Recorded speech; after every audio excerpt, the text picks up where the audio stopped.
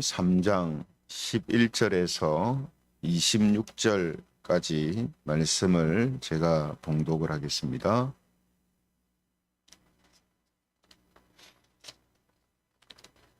11절부터 봉독합니다. 어찌하여 내가 태에서 죽어 나오지 아니하였던가? 어찌하여 내 어머니가 해산할 때에 내가 숨지지 아니하였던가? 어찌하여 무릎이 나를 받았던가? 어찌하여 내가 젖을 빨았던가? 그렇지 아니하였던들 이제는 내가 평안히 누워서 자고 쉬었을 것이니 자기를 위하여 폐허를 일으킨 세상 임금들과 모사들과 함께 있었을 것이요 혹시 금을 가지며 은으로 집을 채운 고관들과 함께 있었을 것이며 또는 낙태되어 땅에 묻힌 아이처럼 나는 존재하지 않았겠고 빛을 보지 못한 아이들 같았을 것이라. 거기서는 악한 자가 소요를 끝이며 거기서는 피곤한 자가 쉼을 얻으며 거기서는 갇힌 자가 다 함께 평안히 있어 감독자의 호통 소리를 듣지 아니하며 거기서는 작은 자와 큰 자가 함께 있고 종이 상전에게서 놓이느니라. 어찌하여 고난당하는 자에게 빛을 주셨으며 마음이 아픈 자에게 생명을 주셨는고? 이러한 자는 죽기를 바라도 오지 아니하니 땅을 파고 숨긴 보배를 찾음보다 죽음을 구하는 것을 더하다가 무덤을 찾아 얻으면 심히 기뻐하고 즐거워하나니 하나님에게 둘러싸여 길이 아득한 사람에게 어찌하여 빛을 주셨는고? 나는 음식 앞에서도 탄식이 나며 내가 앓는 소리는 물이 쏟아지는 소리 같구나. 내가 두려워하는 그것이 내게 임하고 내가 무서워하는 그것이 내 몸에 미쳤구나. 같이 읽겠습니다.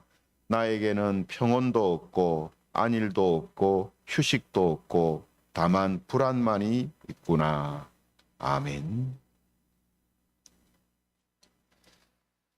네, 오늘은 고통과 죽음의 유혹에서 벗어나는 길, 고통과 죽음의 유혹에서 벗어나는 길, 이런 제목을 가지고 하나님 말씀을 함께 살펴보겠습니다.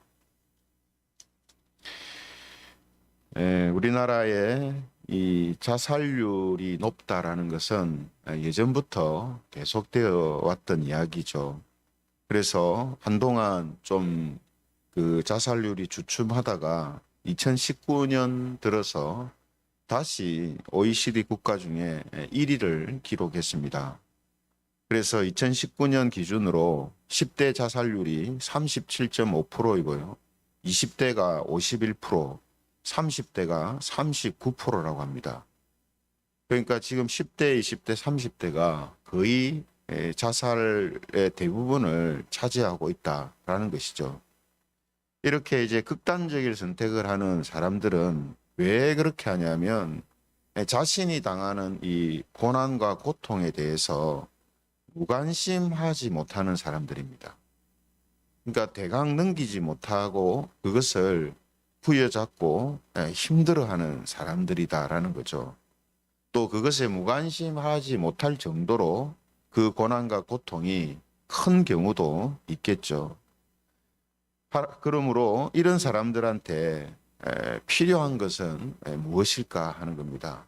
고통과 이 죽음의 유혹에서 벗어날 수 있는 길이 뭘까 하는 것이죠. 그래서 사회적으로도 다방면에 이런 부분에 있어서 대안을 찾고 또 조치를 취하고 있습니다만 이것이 쉽게 해결되지 않는 아주 어려운 그런 부분으로 남아 있습니다. 그래서 오늘 이 시간에 우리가 사람이 이 땅에 사는 동안 평안도 없고 또 쉼도 없고 안식도 없고 오직 고통만 있다면 사람들이 이제 어떻게 반응하겠습니까? 결국은 이제 죽음을 생각할 수밖에 없죠. 그래서 오늘 성경에 우리가 보고 있는 욥이 바로 그런 사람이었습니다. 그래서 오늘 본문 26절 끝절 말씀을 보면 이렇게 말씀을 하고 있습니다. 26절에 보면 나에게는 평온도 없고 안일도 없고 휴식도 없고 다만 불안만이 있구나.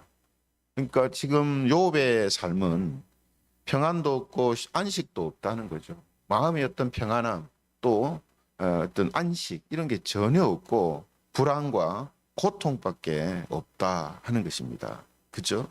그래서 24절에 이제 보면은 이런 말씀도 있죠. 24절에 보면 나는 음식 앞에서도 탄식이 나며 내가 앓는 소리는 물이 쏟아지는 소리 같구나. 그러니까 고통이 심하니까 몸에 종기가 나서 가렵고 긁어서 온몸에 진물이 나고 쓰리고 아프고 하는 이런 어떤 상태니까 뭐 입에서는 계속 앓는 소리가 물이 쏟아지는 소리처럼 나온다는 겁니다. 그렇죠? 또 음식 앞에서도 잘 먹지를 못함으로 인하여서 탄식이 나고 또 어떻습니까? 25절에 보면 내가 두려워하는 그것이 내게 임하고 내가 무서워하는 그것이 내 몸에 미쳤구나. 이렇게 되어 있습니다. 그러니까 지금 욥이 당하는 이제 그 고통이라는 것은 어제도 말씀드렸습니다만 우리가 상상할 수 없는 상태거든요. 엄청난 이 심리적인, 정신적인 또 육체적인 뭐 어느 것 하나 극에 달해 있지 않은 것이 없을 정도로 심각한 그런 고통 가운데 처해 있는 것입니다. 그죠? 그래서 사람이 이런 상태가 되면 어떤 반응이 나오는가 하면 지난 시간에 살펴본 것처럼 태어나지 않았으면 좋겠다 이렇게 생각을 하게 됩니다. 아, 내가 왜 태어났을까? 그죠? 왜 조물주가 내게 생명을 주셨을까? 내가 안 태어났으면 그냥 이런 고통 당하지 않을 건데 이렇게 생각한다는 거죠. 즉 태어남을 원망하고 저주하게 되는 것입니다. 그리고 그 후에 따라서 나오는 반응이 뭐냐면 죽었으면 좋겠다 하는 거죠. 사람이 이제 그 어떤 고통이 극에 달하면은 죽고 싶다라는 생각이 들거든요.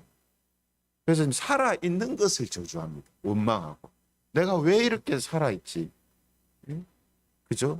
이걸 이제 원망하고 저주하게 되는 거죠.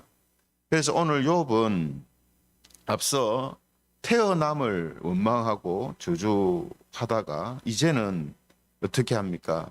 자기의 살아 있음을 저주를 합니다. 그렇죠? 그래서 11절을 오늘 본문을 보시면은 욥은 자기가 태어날 때 죽어서 나오지 않은 것을 한탄합니다. 내가 태어날 때 그냥 죽었으면 그죠? 이런 고통을 안 당할 건데 또 13절에는 보면요. 만약 죽어서 태어났다면 지금 평안히 누워서 자고 쉬었을 것인데 이렇게 말합니다. 또 21절에는 보면요. 고난을 당하는 사람은 숨은 보배를 찾기보다 죽기를 더 바라고 죽을 기회를 찾으면 기뻐한다 이렇게 말합니다.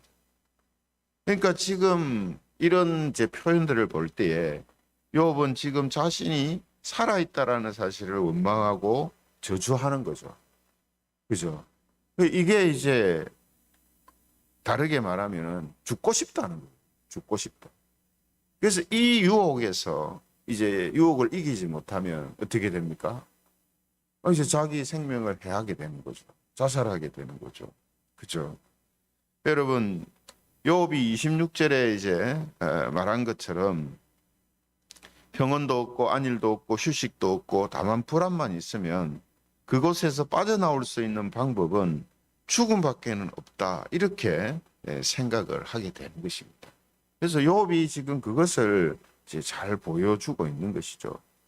그러면 여러분 이런 상황에 있을 때에 고통과 죽음의 유혹에서 벗어날 수 있는 방법은 무엇일까요?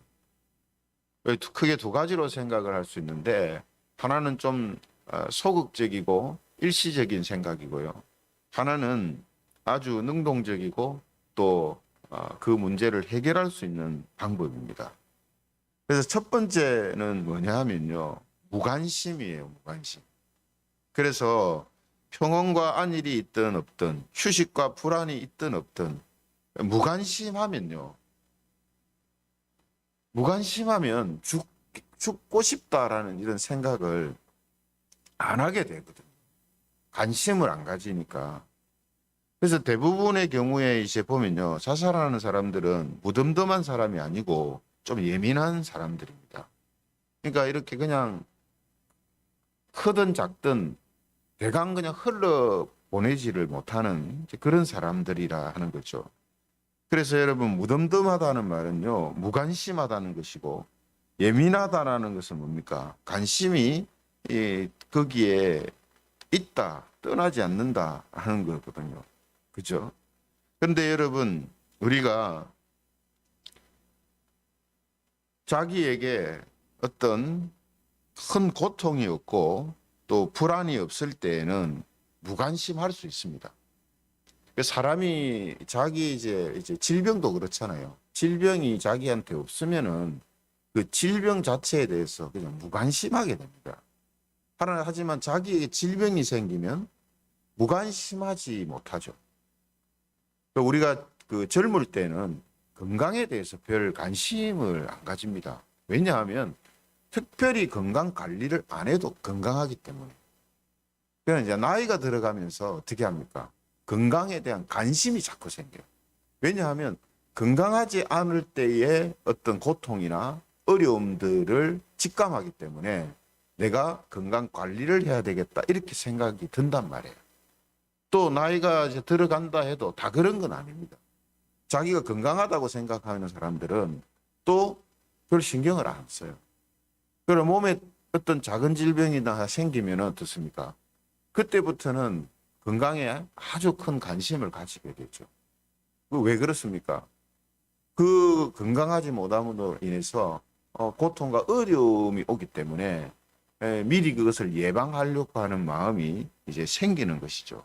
이건 무슨 말이냐면 사람이 무관심할 수 있습니다.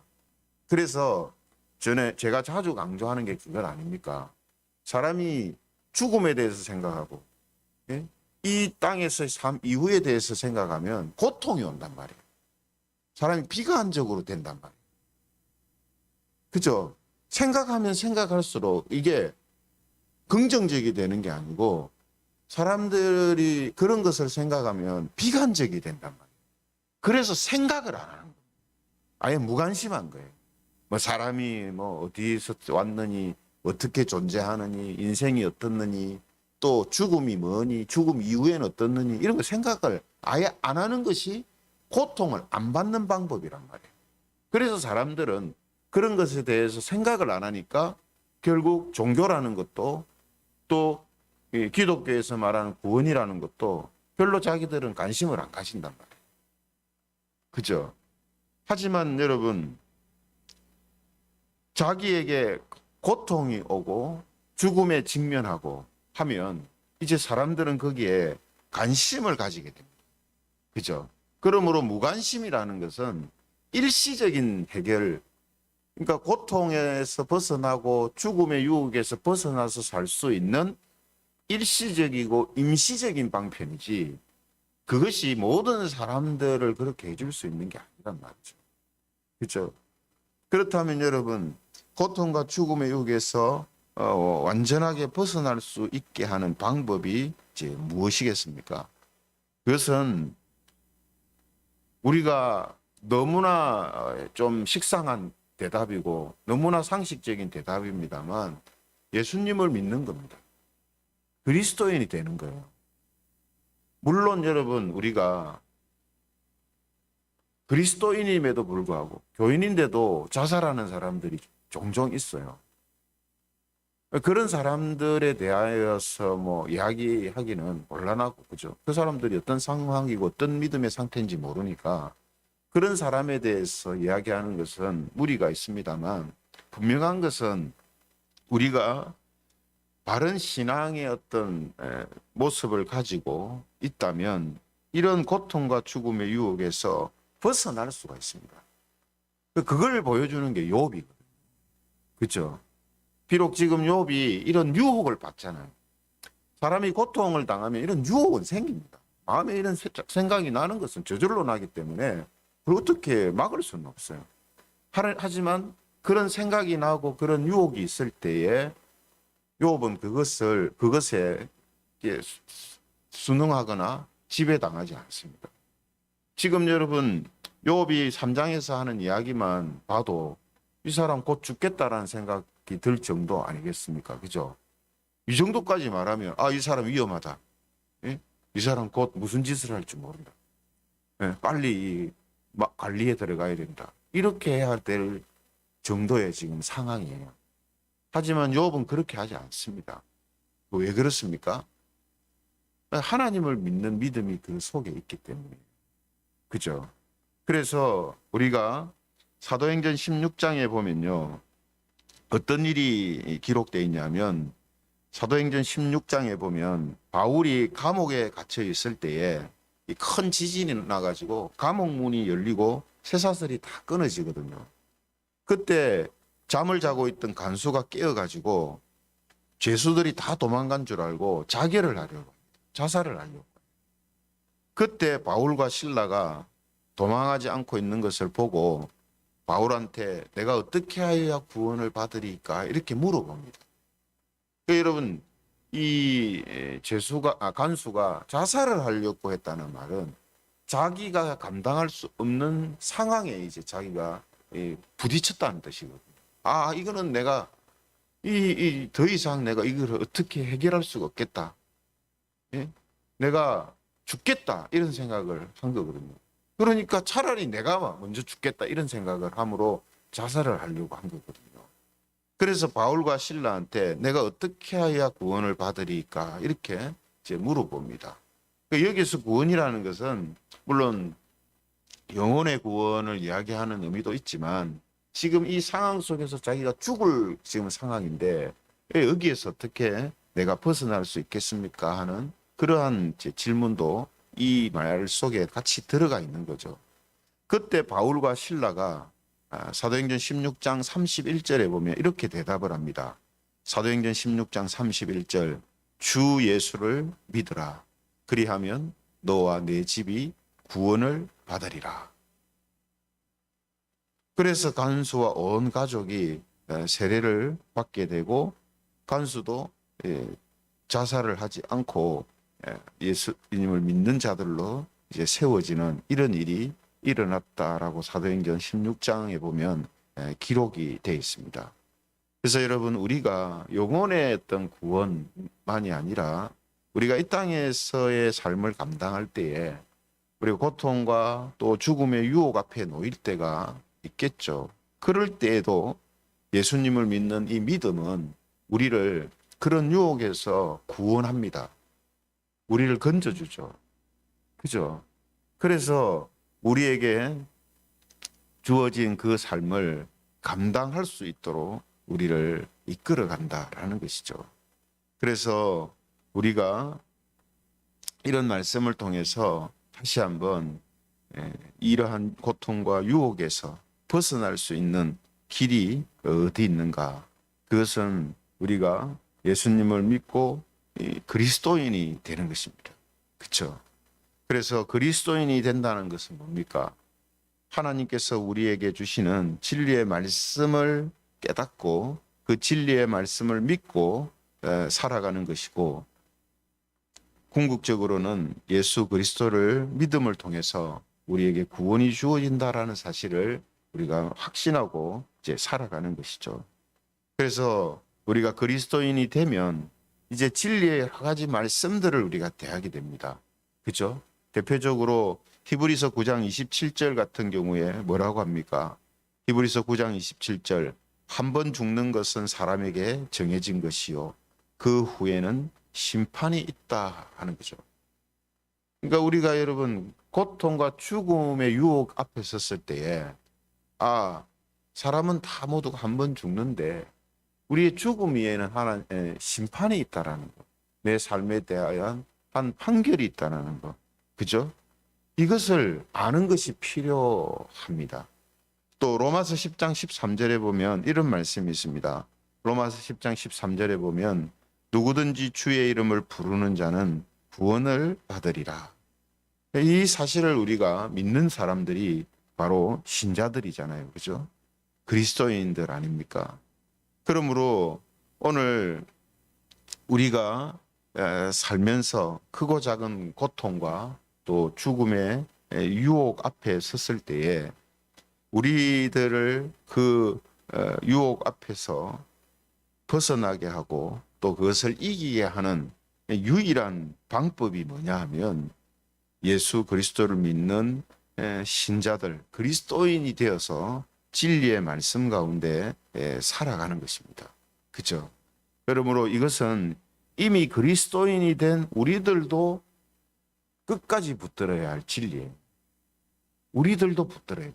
이건 예수님 안 믿는 사람들만 해당되는 것이 아니라 이미 예수님을 믿고 있는 사람들도 끝까지 붙들어야 할 진리다라는 거죠. 그래서 겉으로 볼 때만 신자가 아니라 앞서 성경 구절을 말씀드린 것처럼 이런 것을 알고 믿는 믿음으로 살아야 합니다.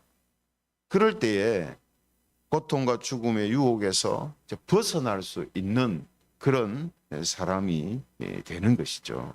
그렇죠? 그래서 오늘 우리는 욥기를 통해서 또 욥을 통해서 사람에게 일어날 수 있는 여러 가지 이러한 상황들, 특히 고난과 고통 가운데서 어떤 모습으로 있어야 하는가 하는 이런 부분들을 우리는 다시 한번 생각을 하게 됩니다. 그래서 우리가 신자로서 이미 예수님을 믿는 자들로서 살아가고 있기에 우리 역시 이런 진리의 말씀들을 우리가 믿고 그 말씀으로 우리가 살아가는 이런 삶을 우리가 끝까지 지켜내야 되고 또 아직 예수님을 믿지 못하고 있는 사람들에게 그래서 예수님을 믿는 믿음이 그들에게 이제 필요한 것입니다. 이런 고통과 또 죽음의 유혹에서 벗어날 수 있는 길, 그것이 바로 그리스도를 믿는 믿음에 있다라는 사실을 우리는 다시 한번 확인하면서 저와 여러분들의 삶에 있어서 어떤 고통이 있든 또 어떤 죽음의 유혹이 다가오든 우리 안에 하나님이 주신 진리의 말씀을 생각하고 붙들고 또 믿음을 통하여서 이러한 모든 것을 이기며 나아가는 그런 사랑하는 성도님들이 되시기를 주님의 이름으로 축원합니다. 말씀을 생각하시면서 같이 기도드리겠습니다. 오늘 크고 작은 여러 가지 고통과 또